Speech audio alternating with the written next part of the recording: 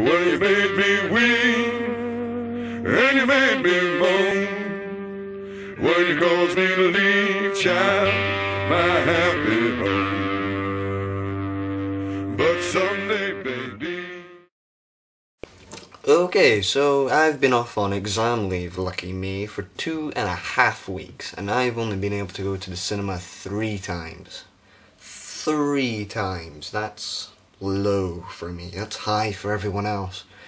But for the amount of times I go to the cinema, which is about 8 times a month, and probably half the time minimum, to about 18, yes, hold on, no, 12, I've got my maths wrong, about 12 times a month at a max.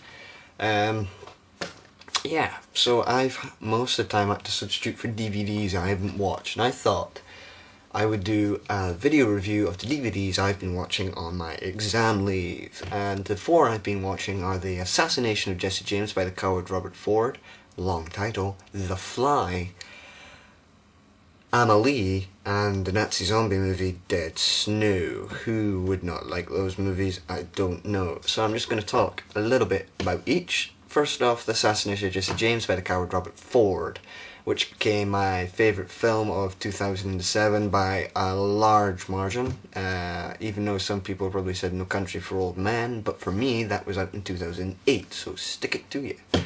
I really think this is a genuinely brilliant film, a very beautiful film, well acted, given career-defining performances from Casey Affleck especially, and most definitely Brad Pitt. He have a very rare and very authentic performance to two people who are misjudged. You know, Casey Affleck's character Robert Ford, he assassinates Jesse James in the end, which is in the title. That's no spoiler.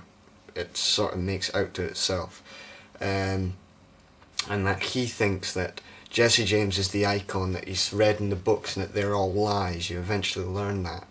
And then you find out that there's two people who have different thoughts on things. Jesse James, even though the infamous robber, the train robber, the crook, the felon, he was like Robin Hood. He was take from the rich, not give to the poor, but he was liked by the public. And that he's a family man at the same time. He's got 2 kids, he's got a wife, he's got people to feed.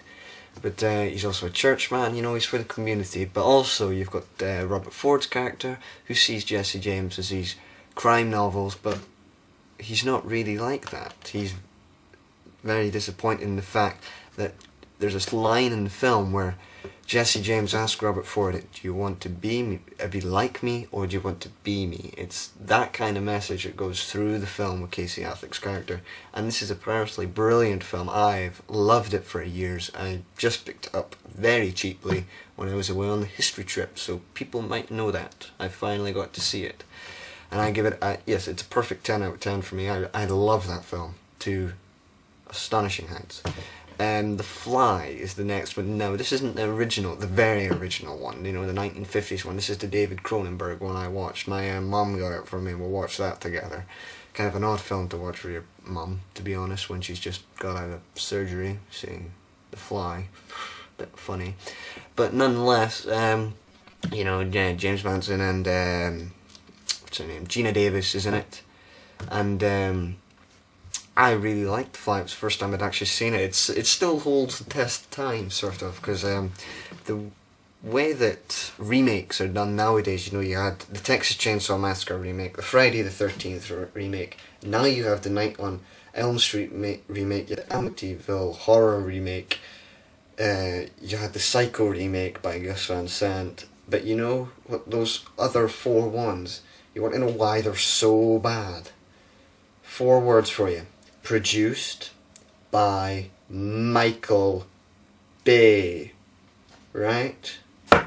Most of the horror classics we know, you know, The Fly in general, are remakes. They are remakes of great films, great old films, which I still have. I still haven't watched that one. And it was a very gruesome film, which still holds the test of time in my opinion. And it's a superior remake in the sense that it isn't just a man's head, which is the fly, and the body is the human. It's his entire body, and you go through this sort of very oddly romantic film, sprawling romance sort of, that she still loves this deformed creature even after time, and it's sort of sad in a way, but very cool film to watch. Not particularly anything astonishing film, but it's a very entertaining film. I really like it. I'd probably give it about an 8. It's an enjoyable film all around. What were the other two? Amelie, the oddly perfect film which everyone ranted about for a very long time in 2001 or 2, I think it came out. I think it's 1. I'm going by that, and it stars Audrey Tautou, I think. Yes, that's her name, out of Coco Before Chanel, which was a very nice film, a very good film, I thought, which I saw on the plane going to Canada. And yes, it's generally a very cute fairy tale, sort of, about where romance can happen anywhere, and that anything that you put your mind to can happen. That's what I got out of it. And you know, sprawling this woman who sort of comes in contact with this man, and she starts leaving him clues, and it becomes a very, very funny, very cute film, which I really adored. And it was, even though not particularly perfect, oddly, it's too long. I thought 2 hours for this type of film didn't bore me in any sense, but some scenes, wow, birds, cool, some scenes went far too long, I thought.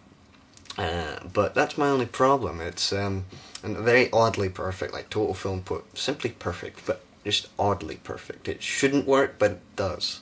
It's one of these madcap films, I guess. I give it a very good 9 out of 10.